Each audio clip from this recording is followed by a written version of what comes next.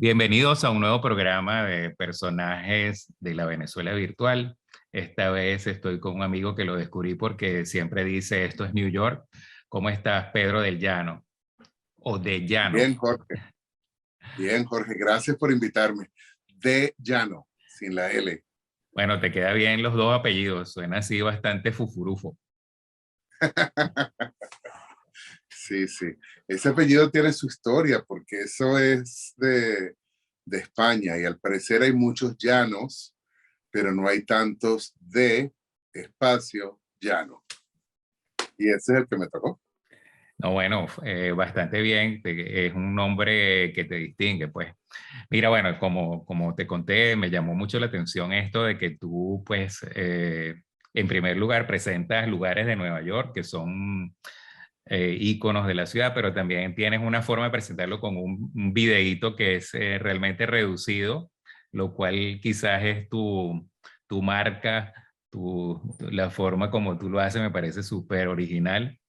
Y bueno, cualquier persona que ame a la ciudad de Nueva York, pues seguro que le encanta lo que tú haces y me parece que, bueno, yo estoy aprendiendo algunas partes, algunas cosas que no sé cuando tú me sorprendes con algo de la ciudad.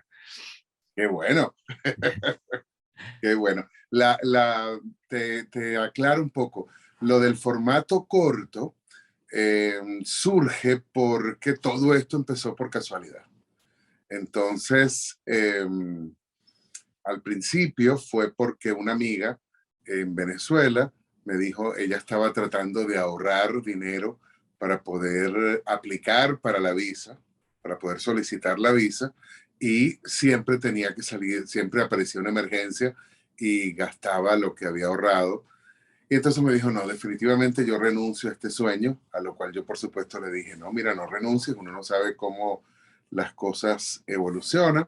Y mientras tanto, lo que puedes hacer es meterte en YouTube y vas a buscar información acerca de Nueva York. Entonces me dijo, no, es que yo no quiero ver lo que todo el mundo ve. Yo quiero ver cómo se vive allá. Ah, ok, pero eso yo te ayudo. Y le prendí la cámara y empecé con la cámara a mostrarle cosas. Y resulta que lo que yo creía que podía ser interesante para ella no lo fue. Y de pronto la cámara pasó frente a una placita que hay entre dos edificios y me dijo, pero esa muchacha tiene la cartera suelta. ¿Cómo que suelta? ¿A qué te refieres? Sí, ella no tiene la cartera agarrada, la tiene separada. Sí, ella está sentada en el parque y tiene la cartera ahí. Pero eso es maravilloso, eso se puede hacer en Nueva York. Yo escuché que Nueva York es una ciudad peligrosísima y tiene el teléfono celular y no lo tiene en la mano. Entonces dije yo, bueno, mis compatriotas venezolanos, uno, están pasando por una situación muy dura en la cual tienen que agarrar esas carteras y esos teléfonos muy bien, y dos, tienen una visión de lo que es Nueva York que de pronto no corresponde a lo que es la realidad. Y a partir de ahí empecé a contar cositas, algunas largas, algunas cortas, pero ahora con el tema de los reels, me conviene muchísimo más el formato corto. Oh, me parece que es súper original. Bueno, a lo mejor la gente se quedó en la época en que Nueva York era inseguro. Por ejemplo, yo la primera vez que fui a Nueva York, tendría yo como no sé, 23 años, algo así, eso fue en los años 80 y todavía era bastante inseguro por las 42 tenías que caminar sobre la calle, era mejor caminar sobre la calle que caminar sobre las aceras porque te salían con tantas ofertas y había así como te daba mala espina que preferible rozar los carros que te rozara una gente de estas que estaban ahí, o sea, yo diría que eso fue una de las cosas que hizo Giuliani que realmente le dio a Nueva York lo que es hoy en día una nueva vida, pues una nueva... Sí, Jorge, eso es así. Yo llegué aquí justamente en la época de Giuliani, pero tuve la oportunidad de venir antes, en la época en que era muy peligroso. Y mi primer día en Nueva York fue realmente traumático porque estaba yo en la tienda Macy's y andaba con era como una cartera de seguridad, era una cuerda que era muy difícil romper, y ahí metías las cosas, ¿no? Ahí metías la cartera y metías el pasaporte, porque en esa época se usaban travel checks. Sí. Entonces, estabas a andar con el pasaporte para que te lo recibieran. Y estaba en la tienda Macy's y me estaba probando un suéter, y en el momento en que estaba metiéndome el suéter, ¡boom! Me agarraron por detrás, yo me sorprendí, y en el interín se llevaron tanto el pasaporte como el dinero que tenía. Y ese fue mi primer día en Nueva York, para que Bueno, veas si es peligroso o no. lo aprendiste como quien dice inmediatamente. Bueno, Y, yo he estado muchas veces, también tenía quizás el prejuicio de que había mucho tráfico y sin embargo, pues me di cuenta que comparado a Caracas no era, el tráfico era normal, o sea, no era nada así del otro mundo, pero uno tenía esas ideas, no sé por qué, de que Nueva York era un tráfico terrible, que ibas como que, como dicen, bumper to bumper y cosas de esas, pero como los semáforos funcionan y todo funciona, quizás eso nunca, no es, es algo que se puede usar, que se puede, digamos, resistir, ¿no? y que uno tiene que saber también a qué hora sales y por dónde vas. Eso es clave. Y en relación, volviendo un poquitico, Jorge, al asunto de la inseguridad, bueno, sigue siendo una ciudad donde necesitas cuidarte. Ahora no es en la 42 por los momentos, pero si tú vas, por ejemplo, a la avenida Roosevelt, donde, por cierto, hay muchos latinos, somos muchos los latinos, no es seguro. Uno siente ese miedo, ¿no? Y en lo que pasas es prácticamente lo mismo que pasaba antes en la 42. Te ofrecen droga, te ofrecen prostitución, te ofrecen seguro social, te ofrecen lo que sea, lo que sea.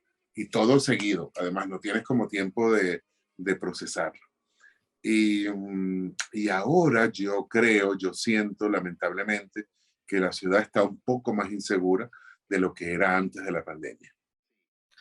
Sí, bueno, eso me ha dicho, yo tengo, por parte de mi padre, tengo familia americana ya de varias generaciones, y entonces tú sabes, uno habla para Thanksgiving y ese tipo de cosas, y una de las cosas que me dijeron es que había gente haciendo cola para pedir en algunos sitios que le dieran de comer, y que era en Nueva York. Y yo, pues la verdad es que, bueno, me imagino que hay lugares donde van la gente que no tienen, digamos, techo, pero que sea algo así que tú digas es más que antes, me impresionó, ¿no?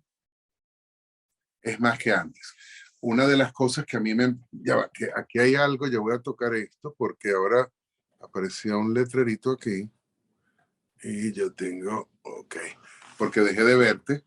Ok, ahora te veo otra vez. Mira, te cuento. Eh, Uno de los trabajos que yo tuve fue en el Bajo Manhattan, justamente por debajo de Houston Street. Y detrás de la escuela donde yo enseñaba había una misión. Nada que ver con las misiones venezolanas, pero bueno, comparten el mismo nombre. Y ahí ofrecían almuerzo. Y en esa época yo no estaba haciendo estos videos ni nada, pero siempre he tenido esa curiosidad. Yo soy periodista, yo me gradué como periodista y tenía la curiosidad y dije, bueno, pero ¿de qué se trata esto? Y era eso, tú simplemente vas, te pones en una cola, entras, te sirven almuerzo, te levantas y te vas.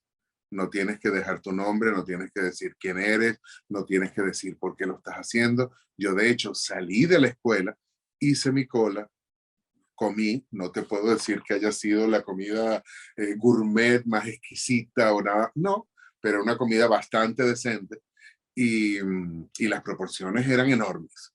Así que sí, aparentemente eso siempre ha existido.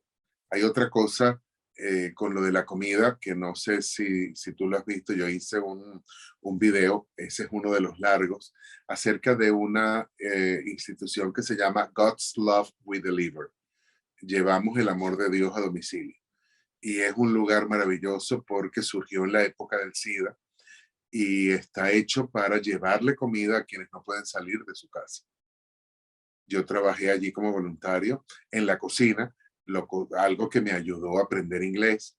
Y, y fue maravilloso ver cómo el único requisito que exigían era que alguien tomara el teléfono, llamara y dijera, yo necesito comida. Y un grupo Buenísima. enorme, además unas comidas maravillosas, hechas, diseñadas por un chef, con nutricionistas, toda esa gente cobra dentro de la organización, pero todos los que ejecutan la acción, todos los que cocinan, no. Y tampoco los que llevan la comida, los que transportan la comida, que tiene que ser también, yo nunca lo hice, pero tiene que ser una labor maravillosa porque imagínate tú, terminan siendo amigos, supongo, ¿no? Si hay alguien que está enfermo, tú lo vas a visitar todos los días, más o menos a la misma hora, y le vas a llevar comida. Sí, Y bueno, me parece buenísimo. También vi esto de que durante la pandemia también la gente sacaba comida y la ponía en mesas al frente de sus casas, pues prácticamente. Y entonces el que quería podía ir y agarrar lo que no tenía en su casa y dejar otras cosas, así como un cambalache. Me parece gente súper solidaria, ¿no? y Y funciona, y funciona. también escuché una vez la historia esta de una de estas librerías que, pues por los costos que existen hoy en día son tan altos, pues que iba a cerrar y la gente fue y le tiró dinero así por la puerta hasta el punto que la librería no cerró, porque la gente pues adoraba su librería de libros y el olor a papel y tú sabes el efecto que tiene, o sea que la gente de Manhattan son especiales o algunas de las Sin duda, personas de Manhattan son especiales, sí. sin Mira, duda. Yo tomé, Jorge, la decisión de quedarme en Nueva York, con la experiencia de una librería, que era Barnes Noble, que tenía muchas librerías a través de toda la ciudad, y ya era invierno, estaba haciendo frío, yo no estaba de lo más cómodo porque recién acababa de llegar y iba a pasar algunas horas allí porque era caliente, porque además podía leer, claro, yo no sabía inglés en ese momento y tenías pisos y pisos y pisos de libros en inglés y solamente tenías un pedacito de libros en español. Y entonces me puse a buscarlo, apareció un libro que me encantó, que era un librito, además, yo creo que como de este tamañito, que era un manual para la vida. Y al principio decía que era algo que un padre le había escrito a su hijo para que pudiera salir, vivir bien, lejos de él en la universidad. Entonces decía cosas tan básicas como no le pongas la mano a, la, a la manija del urinario, porque probablemente está llena de gérmenes, pero también decía otra cantidad de consejos muy profundos. Y yo iba y lo leía, todos los días leía uno, escribía un poco acerca de esto y lo volví a poner exactamente en el mismo lugar. ¿Para qué? Para conseguirlo al día siguiente y siempre tenía el terror y si viene alguien y lo compra, me quedo sin, me quedo sin libro. Y un día llegó un señor puertorriqueño y cuando yo estaba devolviendo el libro, me dijo, yo sé que tú lo haces con buena intención, pero si todos los que vienen aquí hicieran lo mismo, de venir a agarrar el libro y leerlo. Y por supuesto yo dije, no venderíamos libros, me va a decir que no puedo vender los libros. Me acordé que en Venezuela muchas veces los libros están envueltos en papel celofán celofán. Sí. y no los puedes abrir. Y yo pensé que iba por ahí. Pues no, el cuento era que no volviera a poner el libro en su lugar, sino que si lo leía, lo dejara en una mesa, lo dejara donde lo había estado leyendo, porque el trabajo de él específicamente era recoger esos libros y volverlos a poner en ese lugar. Entonces descubrí ese mundo de Barnes Noble y dije, wow, pero ¿cómo sobrevive esta gente, no? Porque había gente que iba a hacer tareas y sacaban cuadernos y sacaban libros y tomaban fotos y escribían y copiaban y otros que iban a leer el periódico o las revistas y lo hacían gratis. Pero hay muchos otros que no. Y esto se convirtió como en un lugar de encuentro. Y ya las personas que nos veíamos en la librería, esto no era una biblioteca, era una librería. Eh, ya nos conocíamos y nos saludábamos y es un mundo especial. Sí, bueno, yo creo que ese concepto de librerías con café y con hasta supermercados, eso nace de eso, pues de que ya que te vas a instalar ahí, pues como quien dice, en un solo stop, haces también algunas otras cosas, pues. Así es. Me parece fabuloso. Mira, bueno, una de las cosas que me impresiona a mí, Nueva York también, es que hay algunos edificios que uno dice, eh, no puede ser que esto sea una antigüedad por el tamaño, la dimensión de los edificios y realmente pues son una antigüedad, ¿no? O sea, es como el papá realmente de la arquitectura rascacielos, ¿no? Con Chicago quizás o con otras ciudades, pero en Nueva York es un museo de rascacielos, pues. O sea, no sé qué porcentaje todavía son de tantos años, pero debe haber un porcentaje altísimo de edificios todavía de esa época que los empezaron a construir así, ¿no? Claro, y la foto esa famosa, maravillosa, de cuando están construyendo el Empire State Building y están los obreros en la viga esta de Terrible, tomando el... ¿no? Yo, digo, yo ahí me hubieran votado porque yo no hubiera llegado arriba a esos lugares, pero sí, sí, sí. Y que además cada edificio tiene como su belleza y está preservada. Hay una cosa que yo veo en los programas de renovaciones y de casas en otras partes de los Estados Unidos, donde todo lo que ya tiene algunos años hay que quitarlo. Eso está updated. Y vienen y te quitan todo. No, aquí no, aquí se conserva y por el contrario tiene un valor muy especial. Claro, pero hicieron también el diseño este de la cuadrícula como muy a temprana edad de la ciudad, pongámoslo así. Bueno, por supuesto ya había una ciudad antes de eso, pero eso como que rigió un poco la arquitectura que aparentemente es la que todavía sigue, ¿no? O sea, es una arquitectura muy bien pensada porque en la época que le hicieron, eso desde el punto de vista urbanístico fue de avanzada, o sea, no había en una ciudad tan grande y ya estaba planificada la expansión de la ciudad, ¿no? O sea, una cosa maravillosa, me parece a mí. O sea, Claro, y que además le permite a los que vienen no perderse, porque es muy fácil ubicarse en Nueva York. Si tú estás de Houston, justamente, hacia arriba, todas las calles van en orden. Tú estás en la calle 23, sigue la 24, 25, 26, no te vas a perder por calles y las avenidas van en esta dirección.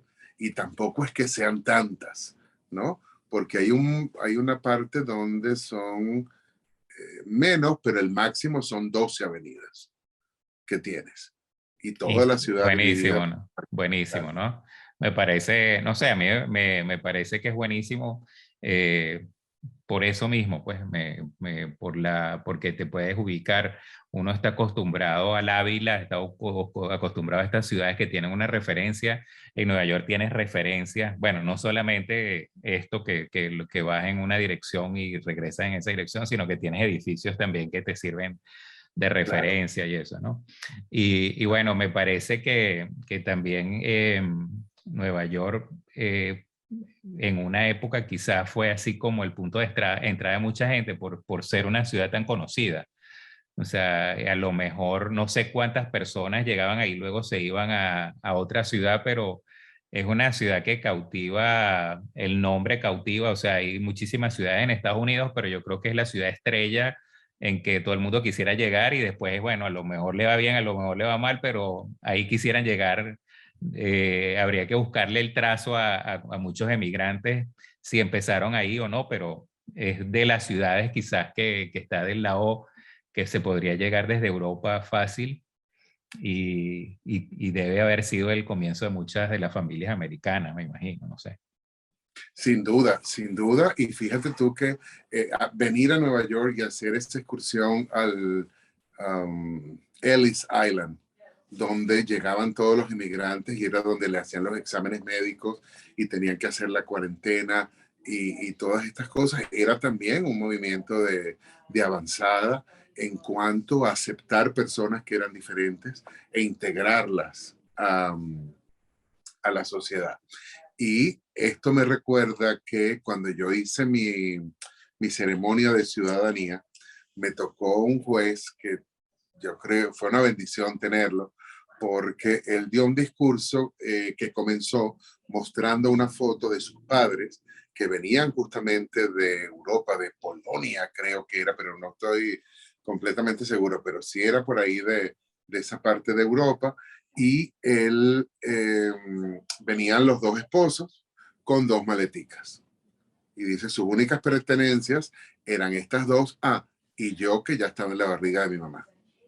Entonces, él dice, ellos llegaron aquí sin nada, pudieron hacer el sueño americano, y por supuesto que todavía tenemos problemas y por supuesto que todavía hay retos, pero tenemos la clave para poder solucionarlos.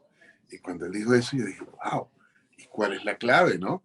Y me atreví a preguntarle, con toda la gente que había ahí, seríamos, no sé, 300, 400 personas, y de hecho creo que él estaba esperando que alguien le preguntara.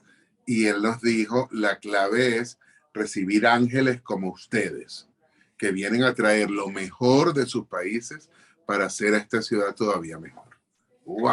Aquello fue Increíble. conmovedor, Sí. conmovedor, y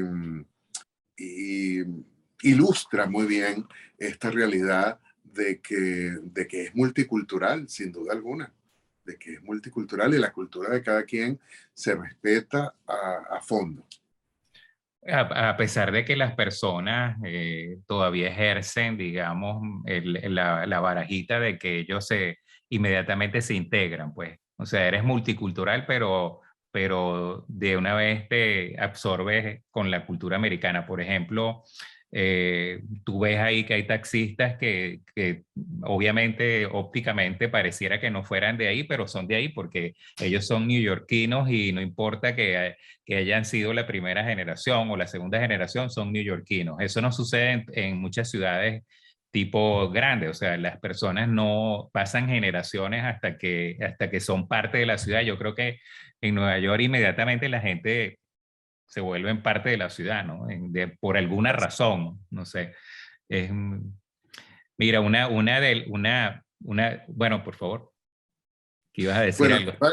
te iba a contar que yo tengo un video de esto, que es un video muy interesante, el día en que a mí me dieron la bienvenida a la ciudad. Y es un día que yo estaba esperando un autobús afuera, y los autobuses tienen su horario y tú tienes un margen de error, pero yo estoy esperando mi autobús y viene una señora, y como yo digo, gringa, gringa, con los ojitos azules y todo, y me pregunta en inglés, y eso me aterraba porque además, como te digo, yo no hablaba inglés, y me pregunta, ¿For how long have you been here? ¿Por cuánto tiempo has estado aquí? Y yo me asusto y digo, 2 meses y medio, pero yo tengo visa, yo estoy aquí legal. ¿No? Ella se ríe y me dice, no, no, no, yo lo que te estoy preguntando es cuánto tiempo tienes esperando el autobús, para saber si el autobús ya pasó o si voy a esperar más tiempo. Bueno, yo me pongo colorado, me da vergüenza, no sé qué más, y le hablo, y por supuesto, también como podía, que me imagino que era como Tarzán. ¿No? El autobús venir en 3 minutos y X, no sé. Y cuando llega el autobús se para más cerca de donde yo estoy y entro. Ella se queda hablando con el chofer y yo voy directo. Era un día de esos de verano con un calor que parecía de Maracaibo, y voy directo a la silla donde pega mejor el aire acondicionado, que aquí entre nosotros es en la puerta de atrás, la silla justo que está detrás. Es allí donde está el centro del aire acondicionado. Y yo voy y me siento allí. Ella se sienta en otro lugar y de pronto se me queda viendo, se sonríe y fue directamente hasta donde yo estaba. Y me dijo, yo te voy a pedir un favor, deja de decir que tú no eres de aquí, porque tú eres un neoyorquino. Cuando uno sabe en el verano dónde está la silla donde más pega el aire acondicionado, uno ya es de Nueva York. Y ese día dije, Dios mío, pude varias cosas, pude hablar en inglés con ella, pude además recibir esa bienvenida que fue hermosa, sin lugar a dudas. Mira, bueno, una de las cosas que me parece a mí es que nos parecemos mucho con los venezolanos. Por ejemplo, yo que tengo tanto tiempo viviendo en Europa, llegar a Nueva York uno lo nota. Por ejemplo, una vez tomé un shuttle de estos que hay del aeropuerto a la ciudad, y entonces entro al shuttle y estaba la gente hablando en el shuttle. Entonces yo lo primero que dije, bueno, si están hablando deben venir juntos, deben ser una familia. Eran tres mujeres, una como de 80 y pico de años y dos mujeres, le calculo yo así como 50 años. Y entonces, bueno, una vez que fuimos llegando a la ciudad, me di cuenta que se iban bajando en distintos hoteles y que no estaban conectadas, pero es que la conversación era tan familiar que yo decía, esto es una familia. Entonces, bueno, se trataba de una conversación sobre divorcio y estas cosas, ¿no? Entonces se bajaron esta gente y yo era el último que me iba a bajar y el chofer del shuttle también se había divorciado. Entonces me contó toda su vida de por qué se había divorciado y que la señora se había quedado con el televisor que le había comprado y los muebles. Y bueno, pero llegamos a mi hotel y todavía no había acabado el cuento. Entonces el señor paró el carro y se bajó a terminar el cuento. Y yo dije, esto no puede ser, esto es solamente posible o en En Nueva York. Caracas o en Nueva York. O sea, eso no es normal. Así Y, es. En eh, los Estados Unidos definitivamente no es normal. Pero como tú dices, en Venezuela nosotros somos así. Pero aquí la gente sí lo es. Y la gente también es muy solidaria. Y te saluda y se supone que tú le contestes y le contestes no con una frase hecha. Es decir, hola, ¿cómo estás? Y lo que están esperando no es que tú les digas, bien, gracias y sigas. No, bien, tú sabes que pasó esto y que pasó lo otro y que no sé cuánto y que me van a hacer esto y que me van a hacer lo otro y que no sé cuánto. Y la gente se abre, yo creo porque hay mucho individualismo en general, es algo que he notado, ¿no? Y cada quien vive como en su propio lugar y eso les crea como un hambre de poder comunicarse y de poder hablar. bueno, yo soy hablantín, o sea, no sería ningún problema para mí. Lo he Eh, notado, lo he notado. sí, mira, bueno, una de las cosas también que noté es que, bueno, estuve haciendo una exposición allá X en un momento dado, entonces una vez que tú estás allá, dije yo, bueno, ¿y por qué no usar el que ya traje los cuadros para hacer otra exposición? O sea, para a ver si se puede, ¿no? Eso aquí en Viena es imposible, o sea, tú tienes que planificar como un año antes o más, ¿no? Pero allá logré hacer una exposición después y entonces para completar los cuadros pinté 17 cuadros en un cuarto de un hotel. Wow. Y yo dije, bueno, esto hay que aprovecharlo porque realmente eso es único, o sea, que la gente te permita que tú pues hagas ese cambalache, esas cosas es poco probable, pienso yo, no sé. Y ahí siendo ese centro tan dinámico y eso es posible.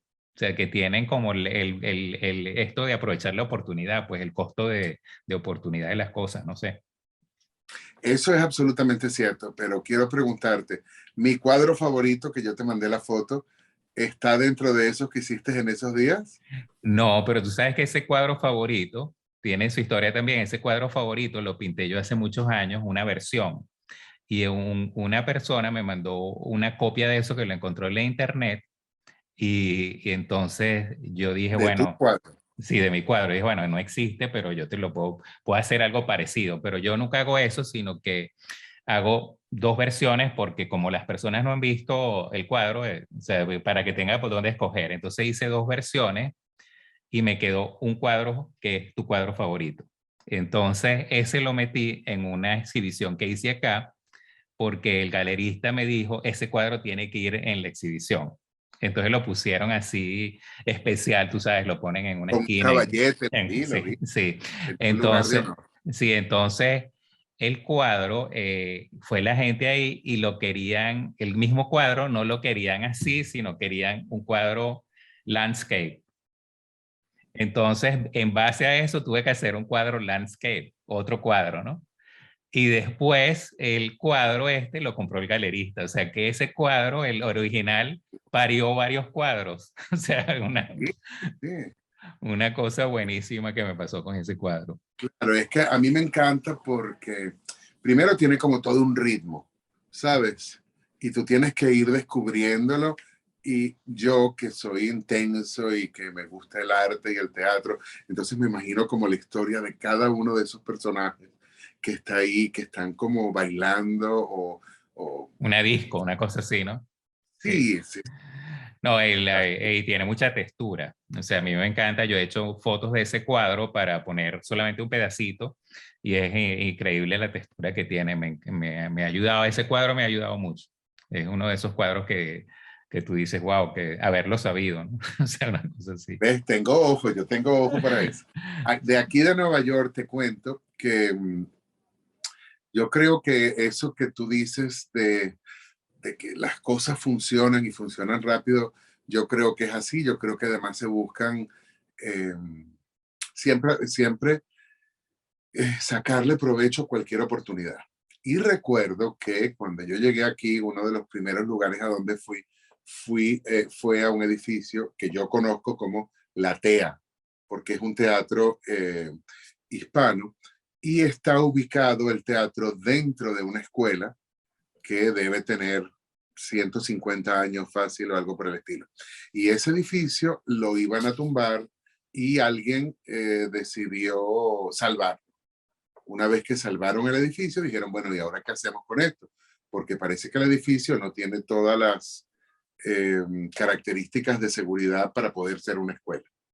Y convirtieron la parte de abajo en varios teatros, pero lo más interesante que tiene que ver con la pintura es que en lo que tú vas caminando hacia los teatros, en los pasillos tienes una cantidad de obras. Y toda la parte de arriba, lo que eran los salones, son estudios de pintura que le donan a algunos artistas. No sé cuál es el procedimiento que hay que hacer para que lo hagan y la única condición es que no puedes dormir ahí, no puedes ponerte a vivir ahí, pero sí puedes tener todas Las facilidades, los las materiales. facilidades Sí. y los materiales y hacerlo ahí. A veces ellos salen y hacen cosas afuera, a veces se está ensayando y ellos van a los ensayos y hacen bocetos. Es súper interesante ver cómo el mundo del arte tiene su universo allí. Me parece buenísimo. Yo estuve ahorita en una residencia ¿cómo se llama? En Bruselas y fue buenísimo porque tú interactúas con tantos artistas que realmente es como un baño de rosa, o sea, estás así como que súper inspirado porque todo es inspiración. Y estuve en una de estas, tú sabes, fábricas que la gente las invade. Y Ajá, entonces, por supuesto, le invadieron personas creativas y eso. Entonces, habían lugares que hacían teatro, otros lugares escultura y así, ¿no? Entonces, súper interesante y las personas que te encuentran son personas que tienen una onda buenísima, o sea que claro. realmente increíble, pues. Pero te pregunto, eso en Bruselas, ellos invaden inicialmente, pero después la ciudad lo institucionaliza y dice, este va a ser un lugar para arte y Sí, esta persona tiene permiso y este no. sí, por lo general lo que invaden está en cierta forma abandonado, pues que está, puede ser que llega un momento que lo tumben o algo así, ¿no? Entonces, pues le dan, lo revitalizan y son sitios que normalmente te puedes imaginar que esos sitios que están abandonados están rodeados también de sitios menos pudientes con pobreza quizás tipo europea y cosas de esta, entonces ahora creas un centro donde hay teatro, donde la gente puede ir, o sea, es como revitalizas ese lugar otra vez, ¿no? O sea, Claro, le das otro auge, otra cosa, ¿no? O sea, claro. me parece que la ciudad pues también saca algo de eso, ¿no? O sea, los jóvenes de ahí van, las personas que van ahí pues van a cantar, bailan, hacen, o sea, me parece buenísimo, o sea, Claro, y el arte ahí funciona como un instrumento social para darles también a ellos un sentido de vida. sí, Y no, hay un y lugar que se llama The Door, la puerta, que queda cerca de Chinatown y que también, bueno, ahora se ha formalizado un poco, pero fue un lugar que originalmente era un poco esto. Yo no sé qué sería ese edificio antes, si era una fábrica o qué era, pero hay un montón de artistas plásticos y ahora tienen unas clases y hay unos abogados que van y donan su tiempo ahí para ayudar a otros. Después se agregaron unos médicos y yo digo, wow, son cosas tan diferentes, ¿no? La medicina con el derecho, con el arte, y todos pueden funcionar y hacerlo de la mejor manera allí. Sí, bueno, en uno de mis idas a Nueva York estuve en un, ¿cómo se llama? Un barco que sacaron a flote y era totalmente oxidado, pero así como quien dice el Titanic flotando. Y entonces ahí tú entrabas y habían bares, habían sitios donde tocaban jazz, habían, me parecía fabulosísimo. O sea, yo decía, no me lo puedo perder. O sea, Claro, y yo eso no lo sé, fíjate. sí, me Es, parecía así como que, wow, no lo puedo creer que yo esté en esto aquí a medianoche o a las 2 de la mañana, una cosa así buenísima. Y bueno, también estuve en unas fiestas de el Salvation Army cuando ocurrió esto de las Torres Gemelas, ¿no? Y bueno, eran buenísimos porque ellos tocaban muy buena música, o sea, las personas que trabajaban durante el día en estas cuestiones de rescate y de ayuda civil, después de defensa civil, hacían jam sessions de música y eran, o sea, buenísimo, me parece, ese tipo de cosas. que bueno, yo estaba aquí durante el segundo atentado que las Torres Gemelas, bueno, el que las tumbó. Yo Sí. estuve aquí y, y fue muy impresionante. Eso fue el primer día que yo pude ver en las caras de la gente y entender por qué a esto se le llamaba terrorismo. Y de ahora en adelante, a partir de allí, no de ahora en adelante, a partir de allí, he quedado como muy sensible a esas cosas y nosotros nos íbamos a ver hace unos Hace días, unos días, sí. el día que este señor, que yo creo que está loco, en el metro tiró la bomba y empezó a disparar. Gracias a Dios no mató a nadie, pero la ciudad es muy sensible a eso. Entonces esto pasa en algún lugar y todos los lugares se, Se propaga la onda del terror, pues. se propaga la onda del terror y todo el mundo empieza a estar prevenido. Sí. Entonces me doy cuenta que a la universidad van menos estudiantes, que el tráfico está mucho más difícil, que, y si te pones a ver desde el punto de vista práctico, no es como muy efectivo, ¿no? Porque tú puedes decir, yo el día siguiente de eso dije, no me meto en el subway, no lo tomo. Pero ¿cuánto me duró eso? Un día, porque al día siguiente tienes necesidad de hacerlo y que dices, bueno, ¿qué va a pasar? ¿No? O sea, si va a pasar y voy a estar ahí o no. Yo tengo, Una lotería o algo así, ¿no? es una lotería, yo tengo una amiga eh, que trabajó conmigo en una tienda donde yo vendía perfumes en Bloomingdale's y ella dejó la tienda y se fue a trabajar en el observatorio de lo que eran las Torres Gemelas, donde le pagaban súper bien y no sé cuánto. Y cuando yo me entero de todo lo que pasó, dije, Dios mío, se murió, porque ella trabajaba en el turno de la mañana y estaba ahí. Y lo peor del caso es que ella no tenía papeles y ella estaba trabajando con un social, con un nombre diferente, etcétera, etcétera. Y yo entré en toda esa reflexión, ¿no? Acerca de, o sea, ni siquiera la van a reconocer porque su nombre no está registrado, su nombre real no está ahí registrado como era. Y, y un tiempito después, una semana y algo, me llamó diciéndome que el hecho de haber llegado, haber ido tarde al trabajo porque no llegó, le salvó la vida. Ella Increíble, ¿no? Sí. salió de la casa y parece que se le había quedado algo adentro y fue, y después cuando fue a salir no conseguía la llave y bueno, X. Y eso le salvó la vida. Bueno, yo estuve en una celebración que hicieron a los 6 meses en Ground Zero y eso es el origen de una de mis series porque cuando estuve ahí era un silencio total muchísima gente alrededor de aquel agujero inmenso y eso me recordó una escena que yo vi cuando era niño en Los Llanos, que había un grupo de caballos llorando a un caballo muerto. Entonces Uh, me llamó tanto la atención que yo le pregunté de niño, papá, ¿por qué están esos caballos así? Me dijo, esos caballos están en un funeral de un caballo. Y eso me lo recordó esa escena que yo vi en el Ground Zero. Y cuando llegué de Nueva York, empecé con mis cuadros relacionados a eso.